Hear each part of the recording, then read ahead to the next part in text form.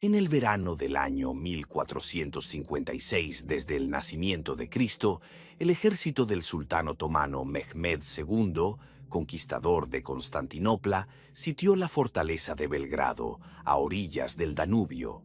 70.000 genízaros, sipáis y guerreros se acercaron a las murallas de la fortaleza húngara con la intención de aplastar el último bastión del cristianismo en los Balcanes. El asedio duró 23 días. Y durante ese tiempo los defensores de la fortaleza se enfrentaron no solo al fuego de los cañones turcos y al ataque de la infantería de élite del sultán, sino también a algo más que surgió de las antiguas mazmorras bajo la fortaleza, una criatura que los cronistas medievales llamaban basilisco, el rey serpiente, cuya mirada mataba al instante y cuyo aliento envenenaba el aire en un radio de cientos de metros. Las crónicas de ese asedio se conservan en varias fuentes, húngaras, alemanas e italianas. La mayoría describe la heroica defensa bajo el mando de János Hunyadi, gran comandante, y del monje franciscano Giovanni da Capistrano, que inspiró a los defensores con sus sermones y oraciones. Pero en algunos manuscritos, conservados en los archivos del Vaticano y de los monasterios húngaros, hay extrañas menciones que la historia oficial prefirió ignorar. Registros de personas que no morían por sus heridas, sino por algo que les succionaba la vida en cuestión de segundos. Sobre soldados que regresaban de las rondas nocturnas ciegos, con los rostros ennegrecidos como por una terrible quemadura, aunque no tenían rastros de fuego. Sobre el siseo de serpientes que provenía de las profundidades de las antiguas catacumbas romanas bajo la fortaleza, y sobre la orden de sellar varios pasadizos subterráneos después de que un escuadrón de 12 hombres bajara allí y no regresara. Los historiadores modernos explican estos registros como supersticiones medievales, un intento de los cronistas cristianos de dar un significado religioso a los acontecimientos militares, de presentar la victoria sobre los turcos como un triunfo de la fe sobre el Islam y las fuerzas paganas. Pero los soldados que lucharon en las murallas de Belgrado en aquellos días de julio sabían lo que habían visto con sus propios ojos, y lo que vieron no encajaba en ningún marco de una guerra convencional. El ejército otomano se acercó a Belgrado el 4 de julio. El sultán Mehmed, de 24 años, dirigía personalmente el ejército, ansioso por expandir su imperio hacia el oeste tras la triunfal conquista de Constantinopla 3 años antes. Belgrado era la llave de Hungría, y a través de Hungría se abría el camino hacia el corazón de Europa: Alemania, Italia, la propia Viena. La toma de la fortaleza significaría el principio del fin de la resistencia cristiana en el continente. Los defensores eran pocos. La guarnición de la fortaleza contaba con unos 7.000 hombres, soldados húngaros, mercenarios de Alemania y Bohemia, campesinos de las aldeas vecinas que se habían refugiado tras los muros para protegerse de la invasión turca. La defensa estaba al mando de János Hunyadi, un legendario voivoda de 70 años que había luchado toda su vida contra los otomanos y había obtenido victorias sobre ellos cuando otros sufrían derrotas. Junto a él estaba Giovanni da Capistrano, un monje franciscano italiano de 70 años, enviado por el Papa Calixto III al este para predicar una cruzada contra los turcos. Capistrano era un orador carismático, inspiraba a la gente común a unirse a la lucha y prometía el perdón de los pecados a quienes murieran defendiendo el cristianismo. La fortaleza de Belgrado se alzaba sobre una alta colina sobre la confluencia de los ríos Sava y Danubio, y la ciudad estaba rodeada por poderosas murallas de piedra construidas por los romanos y reforzadas por los húngaros. La muralla exterior tenía 20 pies de altura y 8 pies de grosor, con torres cada 50 yardas. La muralla interior, que protegía la ciudadela, era aún más alta y gruesa. Bajo la fortaleza había una red de catacumbas y pasadizos subterráneos, algunos de los cuales fueron construidos por los romanos para almacenar provisiones y refugiarse del asedio, y otros excavados más tarde para realizar incursiones y ataques sorpresa contra los sitiadores. Los turcos establecieron sus posiciones, montaron campamentos alrededor de la fortaleza y trajeron artillería pesada, enormes cañones de bronce capaces de atravesar muros de piedra. Comenzó el bombardeo. Proyectiles de 200 libras volaban por el aire, golpeaban las paredes, partían la piedra y abrían brechas. Los cañones retumbaban día y noche, la tierra temblaba por las explosiones y el aire se llenaba de humo y polvo. Los defensores respondían con sus armas más ligeras, disparaban con ballestas y arcos, vertían resina hirviendo sobre los turcos que intentaban asaltar las murallas por las escaleras. Los primeros días del asedio fueron habituales en la guerra medieval. Ataques, contraataques, bajas en ambos bandos, pero sin una ventaja decisiva. El séptimo día del asedio, el 11 de julio, ocurrió el primer suceso extraño. Un grupo de 20 soldados húngaros recibió la orden de bajar a los subterráneos bajo la muralla oriental para comprobar el estado del antiguo acueducto romano que pasaba por allí y que podía servir de vía secreta para los zapadores turcos si lo descubrían. El destacamento estaba dirigido por un sargento llamado Miklós, un guerrero experimentado que había participado en muchas batallas contra los turcos. Llevaban antorchas, cuerdas, armas, espadas, alabardas y ballestas. Bajaron por una estrecha escalera de la ciudadela que conducía a los subterráneos. Las catacumbas eran viejas y húmedas, las paredes estaban cubiertas de musgo y moho, y el aire era viciado y frío. El acueducto pasaba a unos 30 pies de profundidad bajo la superficie. Era un túnel de 6 pies de ancho y 8 de alto, con bóvedas de piedra. El agua había dejado de fluir hacía mucho tiempo. El lecho estaba seco, lleno de barro y escombros de piedras. El grupo avanzaba por el acueducto, revisando las paredes en busca de grietas o excavaciones recientes. Habían recorrido unos 100 metros desde la entrada, cuando Miklós notó un olor. No era el olor habitual a humedad y podredumbre, característico de los subterráneos, sino algo diferente, acre, picante, como una mezcla de azufre y vinagre, con un regusto metálico. Las antorchas comenzaron a arder con menos intensidad. Las llamas se redujeron, como si el oxígeno se estuviera agotando en el aire. La gente empezó a toser y sintió un ardor en la garganta y los pulmones. Miklós ordenó detenerse, esperar y comprobar si había algún gas venenoso, algo que a veces ocurre en las antiguas minas y cuevas. Se quedaron en silencio, escuchando, y oyeron un sonido, un silbido, suave, prolongado, que provenía de algún lugar de las profundidades del túnel que tenían delante. No era el viento ni el agua, sino precisamente un silbido, similar al sonido que emite una serpiente, pero más fuerte, resonando en las paredes de piedra. El silbido duró varios segundos y luego cesó. Uno de los soldados, un joven llamado Peter, dijo que debían regresar, que algo malo estaba pasando allí delante. Miklós dudó, pero la orden era clara: inspeccionar todo el acueducto hasta el final. Avanzaron lentamente con las armas preparadas. Recorrieron otros 50 metros.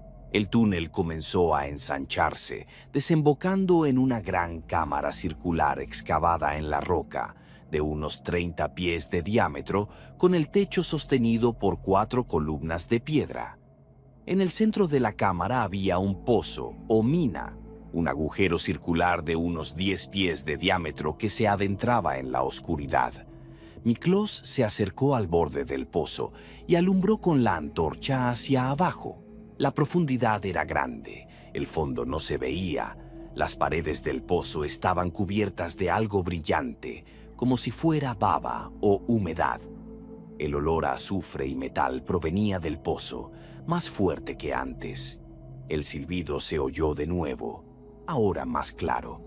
Provenía de las profundidades del pozo, subía hacia arriba y se reflejaba en las paredes de la cámara. Miklos ordenó a 2 soldados que se acercaran, iluminaran el pozo con antorchas e intentaran ver qué había allí abajo. Los soldados se acercaron, se inclinaron sobre el borde y sostuvieron las antorchas sobre el hueco E. Las llamas de las antorchas temblaron y comenzaron a apagarse, como si el aire frío subiera del pozo y absorbiera el calor. Y entonces algo se elevó desde las profundidades. Primero apareció la cabeza, plana, triangular, del tamaño del torso de un humano, cubierta de escamas del color de un metal verde apagado. Los ojos. 2 ojos enormes, redondos, con pupilas verticales que brillaban con un tenue resplandor amarillo. La boca se abrió, mostrando hileras de dientes curvados hacia atrás, cada uno del tamaño de un dedo, y una lengua bífida que se asomó, temblando, probando el aire. Era una serpiente, pero del tamaño de un dragón. La cabeza se elevaba desde el pozo, seguida del cuello, grueso y cubierto de las mismas escamas, y el cuerpo se deslizaba por las paredes del pozo con el susurro y el chirrido de las escamas contra la piedra. La criatura se elevaba lentamente, sin prisa, como si despertara de un largo sueño. Los soldados se quedaron paralizados por el horror, incapaces de moverse, mirando a ese monstruo que se elevaba desde las profundidades. Uno de ellos, que estaba más cerca del borde del pozo, miró a los ojos de la criatura. Se encontró con esos ojos amarillos y brillantes, y cayó, simplemente cayó de rodillas. Luego de lado su rostro se ennegreció instantáneamente, como si lo hubiera quemado el ácido. Sus ojos se voltearon y su boca se abrió en un grito silencioso. El cuerpo se sacudió varias veces y luego se quedó inmóvil, muerto. Miklos gritó, ordenó retroceder, huir. Los soldados dieron media vuelta y corrieron hacia la salida de la cámara, de vuelta por el túnel. Detrás de ellos se oyó un siseo, fuerte, malicioso, y el sonido del movimiento, del deslizamiento de un enorme cuerpo sobre la piedra. La criatura salía del pozo, los perseguía. Corrieron por el túnel, tropezaron, cayeron, se levantaron y siguieron corriendo. Los 3 soldados que iban en la retaguardia se dieron la vuelta, intentaron detener a la criatura y dispararon con sus ballestas. Los proyectiles golpearon las escamas y rebotaron sin atravesarlas. La criatura abrió la boca y exhaló una nube de algo gaseoso, verdoso y maloliente. Los 3 soldados inhalaron ese gas, tosiendo, cayeron, retorciéndose en el suelo, con la piel cubierta de ampollas, reventando, con sangre brotando de la nariz y la boca. Murieron en un minuto, en terribles agonías. Los 16 que quedaban llegaron a la escalera que conducía arriba, treparon por los escalones, se empujaban unos a otros, presas del pánico.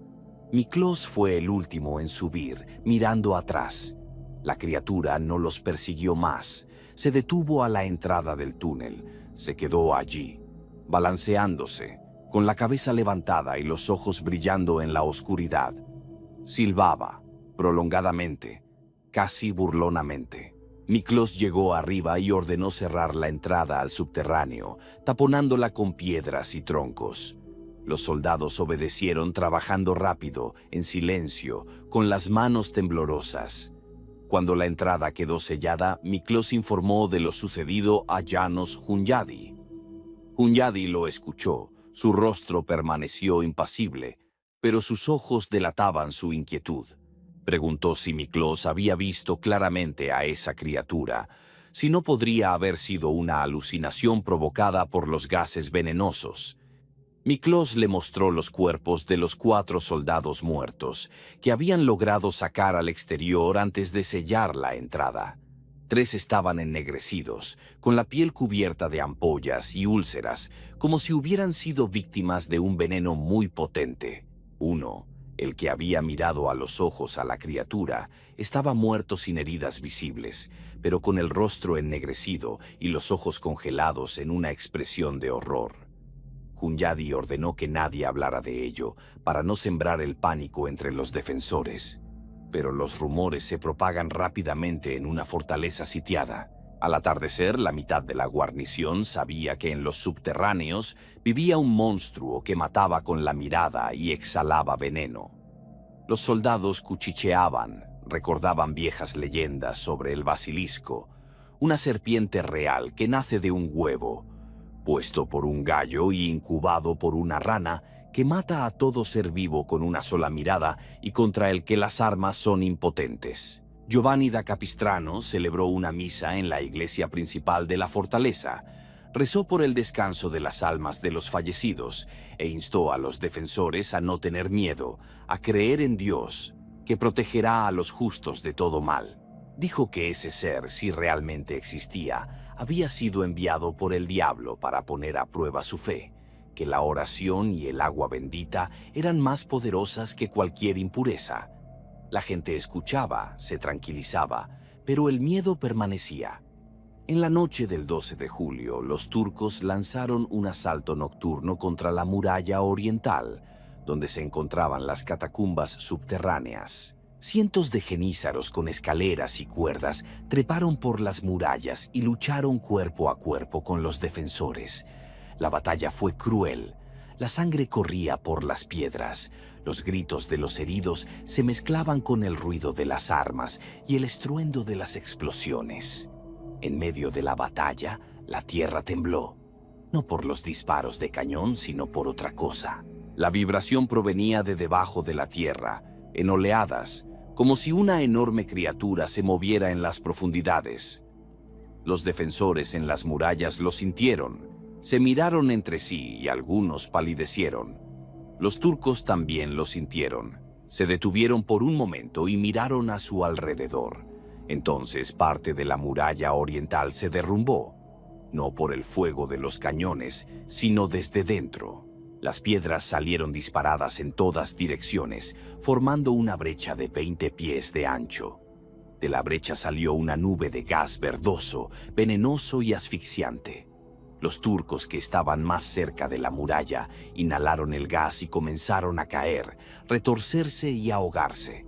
Decenas de personas murieron en cuestión de minutos, con la piel ennegrecida y los ojos saltones. De la brecha en la pared asomó la cabeza de una criatura. Era una enorme cabeza de serpiente, con escamas que brillaban a la luz de la luna y las antorchas, y ojos que ardían con un resplandor amarillo. El ser asomó la mitad de su cuerpo, que era tan grueso como un barril de vino, y medía al menos 20 pies en la parte visible, sin que nadie supiera cuánto más quedaba en las profundidades. La criatura abrió la boca y sisió. El sonido era ensordecedor, obligando a la gente a taparse los oídos. Luego giró la cabeza y miró al grupo de soldados turcos al pie de la pared. Su mirada era fija, decidida, como si estuviera eligiendo a sus víctimas. Los turcos sobre los que se posó su mirada comenzaron a caer, uno tras otro como si los hubieran cegado. Caían de rodillas, luego de bruces, se retorcían y morían. Sin heridas, sin sangre, simplemente caían muertos. Decenas de personas en pocos segundos. El pánico se apoderó de las filas turcas. Los soldados huían de la muralla, gritaban, tiraban sus armas, se pisoteaban unos a otros. Los oficiales intentaban detener la huida, gritaban órdenes, pero nadie les escuchaba. Los genízaros, la infantería de élite del sultán, entrenados para no temer a la muerte, también huían, porque no se trataba de una muerte normal, sino de algo incomprensible contra lo que no había defensa. La criatura se retiró a la brecha y desapareció en el subterráneo. La nube de gas se disipó. El silencio se apoderó del campo de batalla. El asalto turco había sido repelido, pero no por los esfuerzos de los defensores, sino por la aparición del monstruo. Hunyadi se quedó de pie en la muralla, mirando a los turcos que huían, a los montones de cadáveres al pie de la muralla. Su rostro estaba sombrío. Comprendía que había ocurrido algo que iba más allá de una guerra normal, que ahora había una tercera parte involucrada en el asedio, algo antiguo y mortífero que vivía bajo la fortaleza y que había despertado con el estruendo de la batalla. Al día siguiente, Hunyadi ordenó reunir a todos los que sabían algo sobre las antiguas leyendas y crónicas de la fortaleza. Encontraron a un monje archivero, un anciano de unos 80 años que guardaba manuscritos antiguos en la biblioteca del monasterio. El monje contó que en los registros romanos, que databan del siglo II a.C., se mencionaba a un ser al que los romanos llamaban Regulus, pequeño rey. Se decía que durante la construcción de la fortaleza, que entonces se llamaba Singidunum, los trabajadores se toparon con un pozo profundo, del que salió una enorme serpiente con una corona de púas de hueso en la cabeza. La serpiente mató a varios trabajadores antes de que lograran volver a meterla en el pozo. Los romanos sellaron el pozo y construyeron sobre él un templo dedicado a la diosa Minerva, con la esperanza de que el poder divino mantuviera al monstruo bajo tierra. El templo fue destruido durante las invasiones bárbaras del siglo V, y más tarde se construyó en su lugar una iglesia cristiana, que también fue destruida y reconstruida varias veces. El pozo permaneció sellado, olvidado, hasta ahora. El monje dijo que el basilisco no es solo una serpiente, sino un ser nacido de la unión de la naturaleza serpentina con el poder demoníaco, que vive durante siglos alimentándose de la energía vital de aquellos a quienes mata con la mirada, y que su veneno es mortal e incurable. Según los textos antiguos, la única forma de matar al basilisco es mostrarle su propio reflejo para que su mirada mortal se vuelva contra él mismo, o matarlo con un gallo, cuyo canto es mortal para esta criatura, porque el basilisco nace de un huevo de gallo y teme la voz de su progenitor. Hunyadi escuchó y ordenó que buscaran espejos y gallos. Los espejos eran una rareza en una fortaleza medieval, pero encontraron varios pequeños que pertenecían a las damas nobles que se habían refugiado en la ciudadela. Había muchos gallos que se criaban por sus huevos y su carne. Seleccionaron una docena de los más grandes y ruidosos.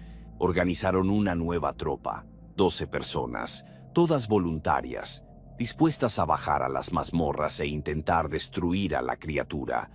Los armaron con lanzas, espadas y ballestas y les dieron espejos y jaulas con gallos. Giovanni da Capistrano los bendijo, los roció con agua bendita y les colgó cruces y reliquias al cuello. El grupo bajó por la misma entrada que habían sellado tras el primer encuentro, pero ahora habían despejado los escombros. Avanzaban lentamente, con cautela, sosteniendo las antorchas en alto y mirando a su alrededor. Atravesaron el túnel hasta llegar a una cámara circular con un pozo. La cámara estaba vacía, el pozo era un agujero negro del que emanaba frío y hedor. El comandante del grupo, un caballero llamado Istvan, ordenó soltar a los gallos. Abrieron las jaulas, los gallos saltaron, batieron las alas y cantaron. Sus gritos resonaban en la cámara y el túnel, fuertes y penetrantes. Desde el pozo se oyó un siseo, malvado, furioso. La criatura reaccionó al sonido de los gallos. Su cabeza comenzó a salir del pozo, lentamente, mientras su cuerpo se deslizaba por las paredes. Abrió los ojos, amarillos, brillantes, llenos de odio. Istvan levantó el espejo, grande, con un marco de madera. Lo sostuvo con ambas manos y lo dirigió hacia la criatura. La luz de las antorchas se reflejó en el espejo, y cuando la cabeza del basilisco se elevó lo suficiente, sus ojos se encontraron con su propio reflejo en el espejo. El efecto fue instantáneo. La criatura se quedó inmóvil, mirando su reflejo, incapaz de apartar la vista. Su cuerpo tembló, sus escamas comenzaron a perder brillo, perdiendo su lustre metálico. La boca de Lo se abrió y de ella salió un grito, no un siseo, sino un verdadero grito, lleno de dolor y rabia. La criatura comenzó a debatirse, intentando apartarse del espejo, pero no podía, como si su mirada estuviera clavada en el reflejo por una fuerza invisible. La piel de la criatura comenzó a ennegrecerse y agrietarse, como si su propia mirada mortal actuara sobre ella misma, destruyéndola desde dentro.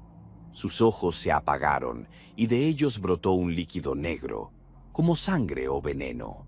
El cuerpo se estremeció, las escamas se desprendieron y la carne que había debajo se pudrió y se descompuso. István sostenía el espejo, sus manos temblaban por la tensión, pero no lo bajaba.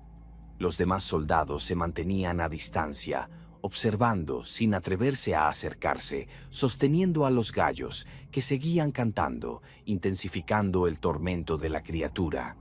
A los 5 minutos, el basilisco se derrumbó. Su cabeza cayó al borde del pozo, sin vida, con los ojos vacíos, la carne descompuesta y los huesos visibles a través de los agujeros en la piel. El cuerpo seguía temblando, los reflejos funcionaban, pero la vida se había ido. El escuadrón esperó unos minutos más, asegurándose de que la criatura estaba muerta. Entonces István ordenó arrojar el cuerpo de vuelta al pozo, cubrirlo con piedras y tierra y sellarlo para siempre. Trabajaron durante varias horas, acarreando piedras, rellenando el pozo y apisonándolo. Cuando el pozo se llenó hasta el nivel del suelo de la cámara, colocaron encima una gran cruz de piedra tallada en un fragmento de columna. La bendijeron con agua bendita y rezaron una oración. Volvieron arriba e informaron de que habían cumplido la tarea. Hunyadi ordenó tapiar todas las entradas a los subterráneos y prohibir a cualquiera bajar allí. Giovanni da Capistrano celebró una misa de acción de gracias y alabó a Dios por haberlos librado de las fuerzas del mal. El asedio continuó durante 9 días más. Los turcos no sabían lo que había sucedido en los subterráneos, pero el pánico por el ataque nocturno de la criatura no había desaparecido por completo. La moral del ejército otomano estaba minada.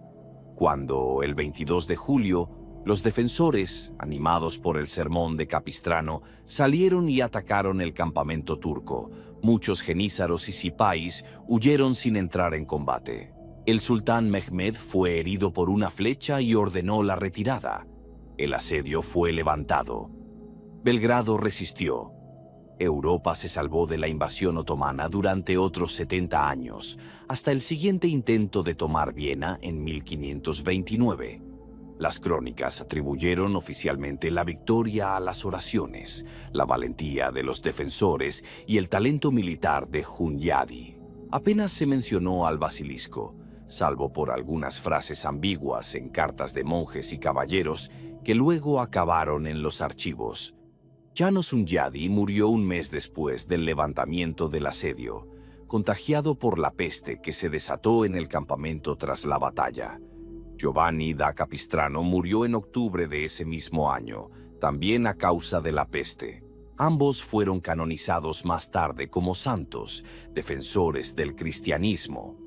István, el caballero que sostuvo el espejo frente al basilisco, vivió otros 20 años, pero nunca más volvió a bajar a ningún subterráneo, diciendo que había visto suficiente oscuridad para toda la vida. Antes de morir, dejó escrito en su testamento que la entrada a las catacumbas bajo Belgrado nunca se abriera, ya que allí abajo podría haber otras criaturas durmiendo en las profundidades a las que era mejor no despertar. La fortaleza de Belgrado sigue en pie, reconstruida y modernizada a lo largo de los siglos. Debajo de ella aún se encuentran las antiguas catacumbas, selladas y olvidadas. A veces, durante las obras de restauración o las excavaciones arqueológicas, los trabajadores se topan con pasadizos tapiados, viejos túneles que se adentran en las profundidades. Cada vez las autoridades ordenan dejarlos intactos, no seguir excavando, alegando el peligro de derrumbes o la falta de valor histórico de los hallazgos. Pero los veteranos de la ciudad cuentan que la verdadera razón es otra, que en las profundidades bajo la fortaleza duermen cosas que quedan de tiempos antiguos, que el basilisco asesinado en 1456, no fue el único, que en las ramificadas minas y cuevas bajo Belgrado pueden esconderse otros esperando el momento en que los perturben, cuando el ruido de la guerra o la construcción los despierte y vuelvan a subir a la superficie, llevando la muerte a aquellos que se atrevieron a perturbar su sueño eterno en la oscuridad bajo tierra.